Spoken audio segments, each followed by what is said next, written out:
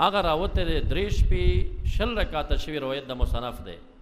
امت ته دا خودلی چې دا قیام رمضان دی دغه عمل دی کوي انفرادي کوي لازم نه دی چې په جمع وکړي دې کې کم تضاد دی پکې اوس چې ته ځان نه پوهې په قیام رمضان او قیام اللیل او په اصطلاح د محدث باندې او دا خلطکې سره دا د خپل نه پوهی دا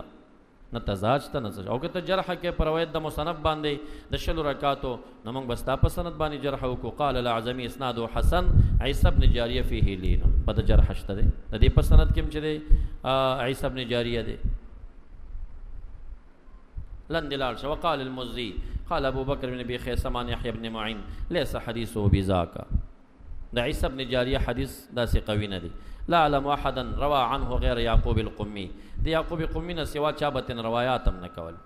قال عباس الدوري يحيى بن معين عنده مناكير د روایت منکر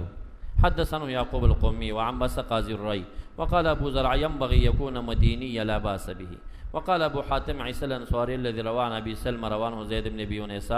هو عند عيسى بن جاريه وقال ابو عبيد الاجري ابي داود منكر الحديث حديث منکر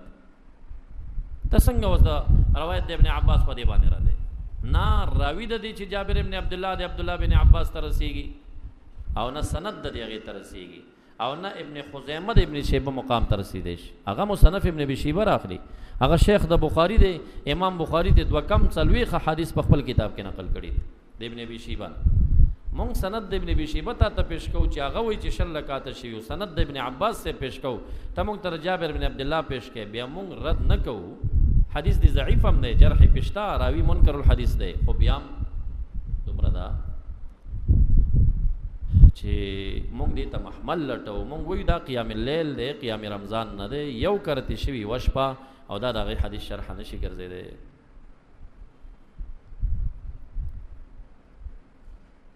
وقال في موضع آخر معرف نه پیژنم روا مناکیر منکرات روایت کوي نو دا مجهول الحالم شو دین افکتا موتا امام مالک اول جل یوصل پن لسم صفحہ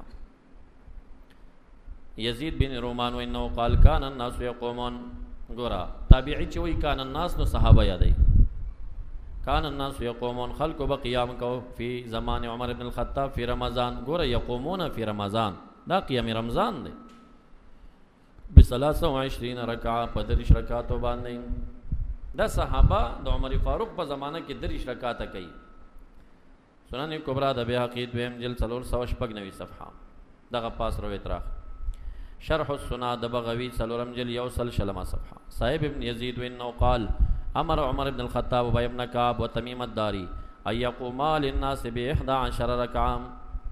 فكان القارئ يقرأ بالمئين حتى كنا نعتمد العصي من طول القيام وما كنا ننصرف الا في فروع الفجر دوی دین استدلال کوي تطبیق داده چې عمر فاروق سے په ابتدا کې مخکې د دینا دا خلق چې کم دی دا قیام اللیل طرف ته چې راځي کړي دي چې رسول الله یو شپه قیام اللیل کړو دلته ابی بن کعب تمیم داری په قیام اللیل مامور کړي پاس روایت کې چې دی قیام رمضان راغله دي دواړه شوی دي دواړه